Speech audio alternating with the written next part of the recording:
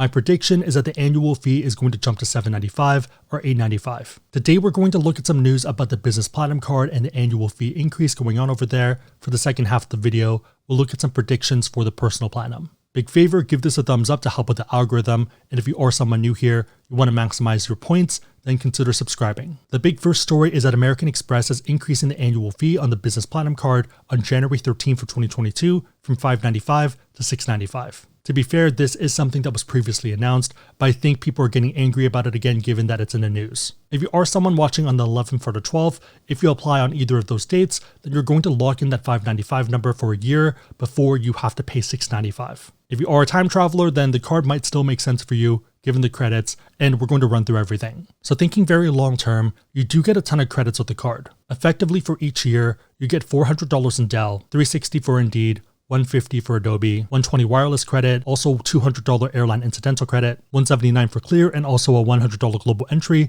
or TSA pre-check credit every 4 years. Technically over $1,400 in credits every year. Similar to the personal card though, there are a bunch of credits that I feel like you can't really attribute value to. Maybe you can, but for me, I just don't value them. Adobe one's pretty garbage because you have to be on a special plan and it's just not worth it. There's so many other options out there that are better. Indeed, I think is fine, but unless you're actively hiring, you probably value that at $0. Clear is one that I really like, but if you have other cards that offer that, you would probably want to value this at $0 as well. I would say for the rest of them, you can reasonably value them. The $400 in Dell is pretty easy to use, and they also price match if you do find a more expensive item. $100 wireless is pretty easy because you can just push a $10 payment to your T-Mobile or your other account. Same thing for the airline incidental credit, the $200 one, just because if you know what you're doing, pretty easy to use that credit. 400 Dell, 120 wireless credit, and also 200 airline incidental credit, that's $720 in value. A lot of people would happily pay $6.95 to get $720 in credits and also access to Centurion lounges, Delta Sky Clubs when flying Delta, and the other perks of the Business Platinum. If you are someone considering testing out the card for a year, it gets a lot better. Reminder that this card is a business card, so if you decide to cancel it, it doesn't affect your average age of accounts. It pretty much doesn't exist the moment you cancel it. The reason it's a no-brainer test is because of how the credits work and just the math behind this. We'll focus on the 3 credits I feel are more tangible. For the Dell one, it's $200 every half year. So between January 1st and June 30th, you have all that period of time to use the $200 Dell credit. You get another one for the latter half of the year, so July 1st to December 31st, that's another $200. If you apply for the card right now, that's $400 for 2022.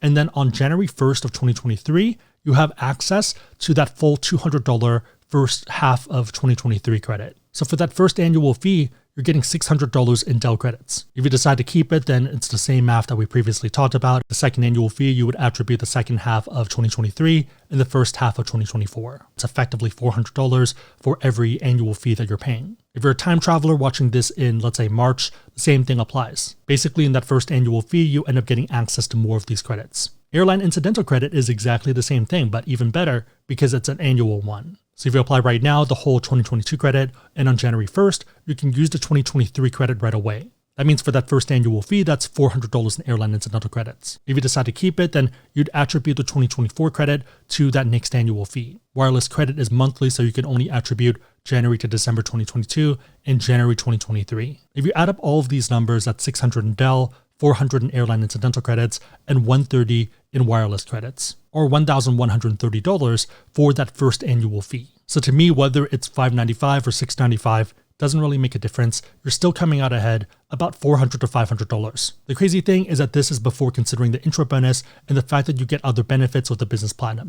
On that note, if you want to learn more about the Business Platinum and you want to support the channel, we do have links on our website, AskSebby.com, and also down below in the description box. Huge way to support the channel, so thank you guys in advance. The next obvious question is if they'll end up increasing the annual fee for the Personal Platinum. I would say that there's 3 factors that will drive this. Number 1 is how is their target market doing, financially at least. So if stocks and everything is pumping, if crypto's doing well, then they're probably in a pretty good position where even if American Express goes crazy with it, they'll probably be fine. In a theoretical world where the stock market doubles in the next 2 years, American Express could probably charge $1,500 and no one would bat an eye. Number 2 is inflation, and this is a pretty big question mark depending on how the government acts. Number 3 is what partners can they find that the Platinum card holders actually value. So for example, if they increase the annual fee by $150, where can they find $415 credits from maybe 2 or 3 different partners? One interesting report from back in October of 2021 is that 3 out of every 4 gold or platinum card that was recently opened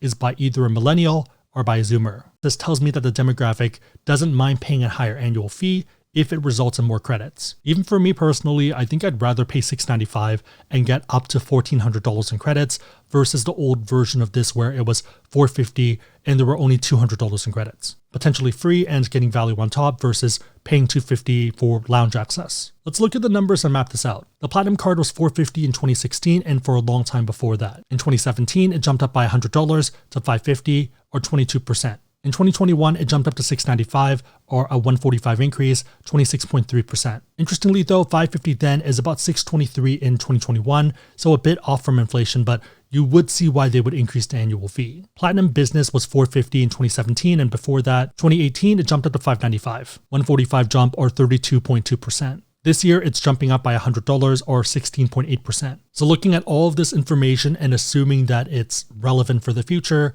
you're kind of looking at a 4 to 5 year span when they increase the annual fee. Very unscientifically, this means 2025 or 2026. Percentage-wise, based off those prior increases, you can expect 16.8% to 32.2%. Doing the math, that's $812 or $919. Given that American Express is not stupid and they know how marketing works though, they're probably going to avoid those exact numbers. It'd probably be something like $795 or $895, given that it looks a lot less scary. The first two factors are pretty much a black box, so how the market's doing, how the card members are doing, and also what inflation looks like. If I had to guess what 3 to 4 years out looks like, I would think that it would be a lot better, given that international travel should be on the table. The more interesting question to me though is whether they can partner with other brands that people actually value. Airport-wise, I think they're going to start working with other brands, similar to how they work with Lufthansa. So you can access some Lufthansa lounges if you're flying their group. I can see them doing the same thing with Air France. The rationale being that American Express is the issuer for Air France cards in France. Some people are probably going to hate this, but I can see them offering a credit for an emotional wellness startup. One that I'm surprised that we haven't seen is a luxury goods one. You could argue Saks, but yeah, I just think that there's watches or other items that could also work as well. At the same time, a lot of luxury goods don't really need help right now, given that they're selling out. I could see the Swatch Group, so something like Tourbillon, offering a $200 credit. It doesn't cost them that much and it gets you in the door. Last one's probably just wishful thinking, but I would love a physical tech one, so something like Sennheiser. I'll happily take a $100 or $200 credit every year. It feels more on brand to the Platinum card than something like Logitech. Given that a lot of this is guessing, I'd love to hear your thoughts. When do you think they'll increase the annual fee? What do you think it'll go up to? And also, what credits do you think they can add to at least appease you or make you not angry? Let me and everyone else know in the comments down below. Again, if you want to learn about cards, whether it's American Express or Chase or someone else, and you want to support the channel, we have links on our website, AskSebby.com, and also down below in the description box. Actually, one more question for you guys. Is there a maximum ceiling that you would pay for the Platinum card? Or is it purely based off credits? Let me know down below. Give this a thumbs up, share this with anyone else who might benefit. Otherwise, hope you guys liked it. See you guys next time.